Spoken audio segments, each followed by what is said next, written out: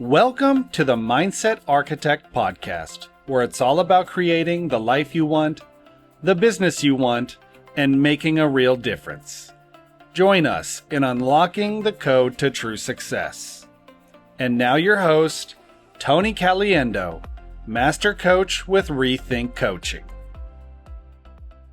Welcome to the Mindset Architect Podcast, episode number 141. I'm Tony Caliendo. I'm author of Less Over More and an executive coach here at Rethink Coaching. And as always, I just want to take a minute and thank you for sharing your time with me. Time truly is our greatest asset. And the fact that you're willing to share your time with me truly does mean a great deal. Today, I'm going to share something with you that I've been thinking about for a while and implementing in my own life. And I thought I would like to share it with my audience because I believe that there's some power to this and some value. And what I want to talk about today are vision boards. And I want to preface this entire conversation by saying I believe in vision boards. I truly do. And this is not an episode about not having success or not having a bigger vision for yourself. This really is about some of our vision boards have really been hijacked that the belief is the only way to significance or success is through more. Some vision boards have gone from a position of providing clarity to really being a scoreboard or a scorecard for your worth. And that's where we can get into a little bit of opportunity with vision boards as we've created them up to now. So I will share with you, this has been something I've been working on for a while because I noticed my vision boards were changing over the years. I do believe in them, and I've got one. There's one up exactly to the right of me that I see every single day. And the trend that I noticed for myself in my vision board is that it was more about impact moments, not about things. So it shifted, and it shifted for me about what was more in alignment with my definition of success, what is more in alignment with my definition of identity. It's gone from a car and a watch to a charity that I'm donating to a scholarship that I'm funding, to a local server at one of our favorite restaurants, to tipping a bit extra so she can help afford her kids' college education. Different things are on my vision board than used to be. No judgment. Sometimes we're motivated by things, and that is not a horrible thing at all. It's just making sure that our vision board is a true reflection of where you're headed and hasn't turned into this more board or a scorecard that makes things really, really challenging. So here's what I want you to think about. A lot of us aren't really visualizing what we want. We're visualizing what culture trained us to chase. Just an example, when I got into real estate, so I think I shared with you all that I left the hospitality industry, and I've always liked nice cars. Yet when I went into real estate, I wasn't quite sure if I wanted to keep the car payment I had because I didn't have the resources at that time that were helping pay for that monthly lease. And I can remember my broker at the time told me, listen, your car is your mobile office and it is a reflection of your success. You always have to have a really nice car. And I borrowed their belief. I borrowed their definition of success. So I maintained having a nice car. And it became really a habit. Now, I'm not saying I don't drive a nice car today because I do, and I still love a nice car. Yet in the beginning, when I thought about downsizing my car note, I didn't because I was afraid that was going to reflect on my level of success and impact the sales that I made. I don't believe it did. I do believe that for me, I just was leaning into what I was told. Not a horrible thing, yet that's a condition that I took on of somebody else. I visualized what my industry trained me to think was important. And many people aren't visualizing really what they want. And what they're looking at is, how is success defined for me? We talked about this a couple episodes ago. So it's the house I live in, the car I drive, my revenue targets, my status symbols, maybe the clothes I wear, the shoes I have on, the bags I carry, the watch I wear. All of those things can be a reflection of what we've been conditioned to have on our vision board because that is a reflection of success. It's become a scoreboard. If I have those things, then I am successful. If I have If I'm striving to that level, then I am successful. So just make sure that you're asking yourself with the items that are on your vision board, did I choose this or was I taught that that equals success? We build a lot of our vision boards based upon comparison. I know I did for a long time. I would measure myself against another agent. There's a great guy that I had the privilege of working with, Joseph Colato, who taught me a lot about real estate. And I was enamored because he had a big house. He had a vacation home in Breckenridge. He had 4 Mercedes, all the same color, different, different models. I saw that as a level of success. And so I started comparing myself to that.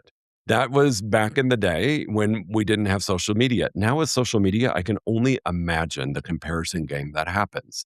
And we just want to make sure that our vision board is really what is making us whole and complete, not what we view others feel like we need to do to be successful. So a lot of people don't really have a vision board. They have a borrowed success board. And I think the one question to ask yourself that's really important is, did I choose this or was I taught that that equals success? And if you've done the work that we talked about in our previous episode about success, and you have a vision board, I think it's time that you look at it. Because again, that vision board could be based upon the borrowed definition of success. Now, if you don't have a vision board, I still want you to listen to this because I would encourage you to create one. And how amazing to be able to create one through a different lens than what many of us have done over the years. The other thing I want to talk about is that, more is not wrong. It's not wrong. Wanting more, wanting a bigger life, wanting a different experience is not wrong. What can be dangerous is the unexamined more that we're focused on. So this is not about not being successful. It's not about ambition. It's not about not wanting success, right? This is really more about unconscious ambition. And what is my right more versus my wrong more? Again, lean into definition of success that you've created for yourself, the identity that you're carrying forward when you're looking at doing this, because what used to be on my vision board was the wrong more. It wasn't my stuff. How you can tell if you've got the right more things on your vision board, and this is for me and for the folks that I coach, are the items on there aligned with my internal drive? Are they aligned with my values? Are they aligned with my beliefs, my definition of success and identity? Do they give me energy, fulfillment, impact? Impact is a really big word for me when I think at my vision board, because I am all about what is the impact my success is having on others. That's really what my focus has shifted to over probably the last 3 to 5 years, is the impact that I get to have in the world. Not only through coaching and through my book, Less Over More, but through what I get to give. If I see somebody who needs something, I get to make a difference. So impact is really important. If you look at an item on your vision board or you're creating one and the item creates exhaustion or anxiety, it's probably the wrong more. If it's making you have to prove something or leaves you feeling rather empty, like, okay, I got the Range Rover, but that didn't really do much for me other than make me have a large lease payment or payment because you've chosen to go down that path. If it's not motivating you in a way and it's exhausting you and causing anxiety, then it's most likely the wrong more. So you just need to ask yourself, why do I want this? What do I think this will prove? What emotion am I hoping this achievement will finally give me?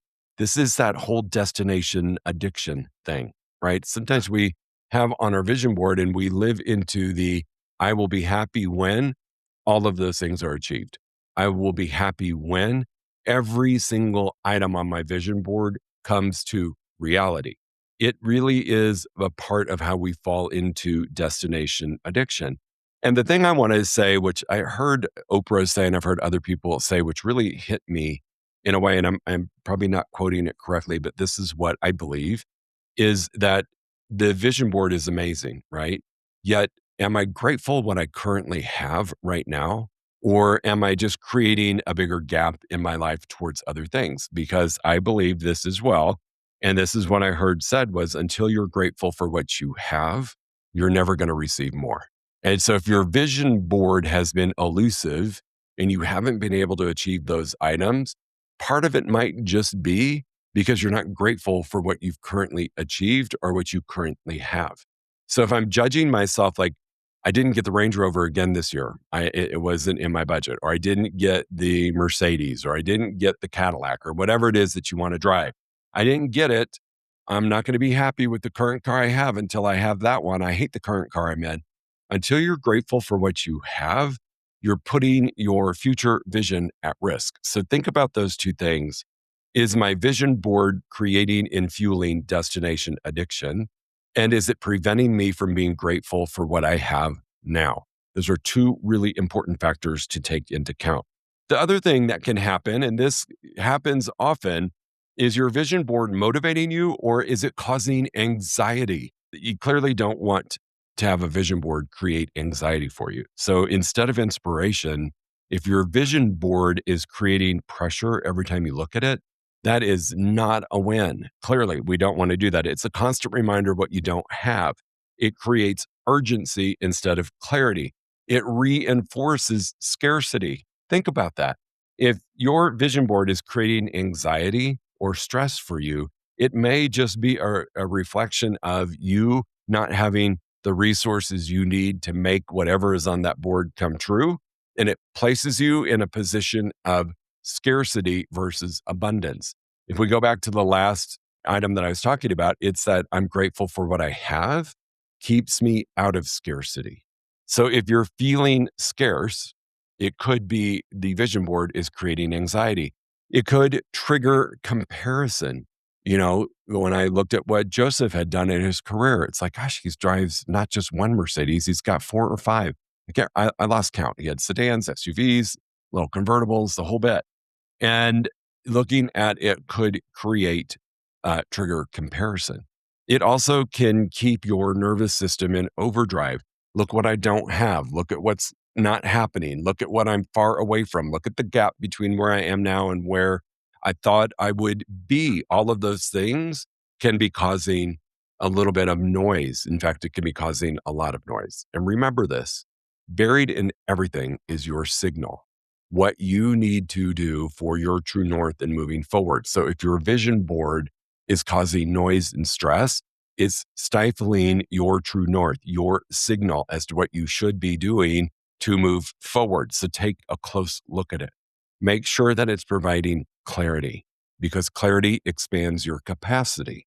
When I'm really clear, like I know on my board when I'm clear on my impact I get to make in the world. I know that without a doubt. Yes, there's some accolades on there. However, if I get that accolade, it's because I've made an impact. So really make sure you're clear because clarity provides capacity. Also, your vision board doesn't have to have 100 things on it. My vision board has a lot of white space. So I have a white foam board and there's a lot of space in between the items because I didn't want to have so many goals that it dilutes execution. I didn't want my brain to go into overwhelm and be like, oh my God, there's 35 things on my vision board. I only have 12 months to do it. What am I going to do? So I've whittled my vision board down to, I've got about 7 or 8 items on it. That's it. That is more than enough to focus on for the year. You know, when everything matters, nothing receives your full energy. So less over more is playing through this. If your vision board looks like a magazine threw up on it and has tons of pictures and a lot of different things on it, you might want to start subtracting some of the things that are not creating a sense of excitement. If it's creating anxiety, take it off the board. Just take it off the board and create a clearer board. The most powerful vision board that you could have will include less. So it goes back to this subtraction piece. What if the most transformative thing on your vision board wasn't what you add, yet what you take away? So think about this exercise. Go grab your vision board. Or if you don't have one, think about if I could only put 5 items on this, 6 items on it, 7 items on it, what would it be? Because what I know to be true is when you remove the items that are causing anxiety, doubt, comparison, all of the things that we do not want, it becomes a position of peace. Like I look at my vision board and I feel really good. I feel peaceful. I know that that is creating incredible freedom for myself and those people that I get to have an impact on. Better health, deeper relationships, simpler schedule, joy and presence. I know that what is on there is really possible. Yes, it's going to take work. However, the reward of what is on that board right now is really what is driving my peace and my joy. It helps me avoid burnout. It helps me reduce anxiety. There's less proving. I don't have anything to prove to anyone when I'm just looking at what is my impact on the world. I am not comparing myself to a billionaire. I'm not comparing myself to Oprah. I'm not comparing myself to anybody of wealth. I am just saying what is my impact I get to make in the world. Less noise because it's not cluttered with a bunch of stuff, less comparison, less chaos. So your next level of success might be begging you for subtraction, less over more. What can I take away? I know this to be true. People are craving permission to stop carrying everything. It is the biggest gift you can give yourself when you start subtracting and creating the space for focusing on the right more. And that's what your vision board should be full of. The other thing that you need to consider, and this again, previous episode, we talked about identity, is your identity should create your vision. They should be in alignment. I should not have a vision board that is out of alignment with my identity or out of alignment with my success. We don't want to chase random goals. We want very specific items that motivate us, that keep us in a place of peace and joy and excitement. So we definitely want to make sure that our goals are in alignment with our beliefs and with our identity. If your identity is based in some old thinking of I must outperform to matter, then your vision board becomes performance based. If your identity is I must prove myself, your vision board might be a reflection of that through endless accumulation. If your identity is rest equals laziness, overwork becomes the norm, and your vision board, I promise you, is going to be cluttered. Bring your story to your board. Make sure they're in alignment. Make sure that you are in alignment with everything that you have on that vision board. If a vision board is built from insecurity, you're never going to create peace. The goal should not be, how do I get more? It should be, who do I become when I stop believing more is the only path? I'm going to say that again. The goal of your vision, the goal of your vision board should be, who do I become when I stop believing more is the only path to success, only path to joy and happiness? Really think about that. Who do I become when I stop believing that? I can tell you, you become a person that's really at peace with yourself. That is one of the biggest gifts that I've given to myself, to my family, to those that I coach, is to stop living in a place of more and focusing on the right more. It is the best gift you can give. I say this all the time. It's like we clear space for amazing things to show up. Because if you don't have space for great things to be delivered from God or the universe or whatever you believe in, you're going to be deflecting great things that could be coming your way. Build a clarity board versus a more board or vision board. I really want you to think about your vision board differently. Call it what you want. It could be a clarity board. It can be a vision board. It can be the right more board. It can be whatever you want it to be. Just make it really, really meaningful. Replace accumulation focused vision with alignment focused vision. A clarity board will ask you and answer the questions for you. What actually matters? If I look at your vision board, I should be able to see what in your world actually matters to you. And if it's material items, there's nothing wrong with that. But I would ask you to think a little bit deeper about things, because remember, material items can sometimes just cause temporary happiness, not joy. And that's really what we want to look at. So if I look at my board and I can ask myself, are there things on there that create joy? Yes, there's almost everything on that board creates joy. Does it create peace? Yes. Does it give me energy? Yes. On the days that I don't feel like doing what I need to do to move the needle forward, I looked at my board and realized what impact I'm not going to make if I don't step into what should be happening. What kind of life do I want to wake up inside of me? That's the biggest gift you can give yourself. And what is my definition of enough? I think that's really important too when you're creating your board. Like, is this enough? Is this enough to bless others, to make me feel amazing, to do what I need to do to feel very in touch? So I just really want you to think differently about a vision board. This, again, has been something I have worked on for years. And I will tell you, my board is clearer than ever before. I look at it, it's not anxiety. I look at it, it's not comparison. I look at it, it brings me joy. I look at it and it motivates me to do more activities that I know will drive the results versus just piling on activities, hoping to get the result. I get crystal clear on what I should be doing to drive the results, to lean into what is on my vision board. So vision board, the Write More board, a clarity board, whatever the heck you want to call it, just going to invite you to think differently about it. And if you don't have one, I'm going to invite you to get one. They are incredibly powerful. I'm old school. I like my vision board in my office. I like to be able to see it when I'm working. I like to be able to see it in the morning when I come in and do my meditation work, my prayer work, my journaling. I love it to be there. You might create an electronic board. My gosh, you can do everything electronically these days. Whatever you need to do, create a board that allows you to live the best version of you in a way that fills you up, not somebody else. All right, team, go make it an amazing week. We'll talk to you soon. If you enjoyed listening to this podcast, you must come check out the Mindset Architect Group Coaching Program. It's our monthly program where we explore the power of your mindset, help you identify what you truly want in business and life, and then help you reach those goals. Come check us out at rethinkcoaching.com/group-program. That's rethinkcoaching.com/group-program. We'll see you there.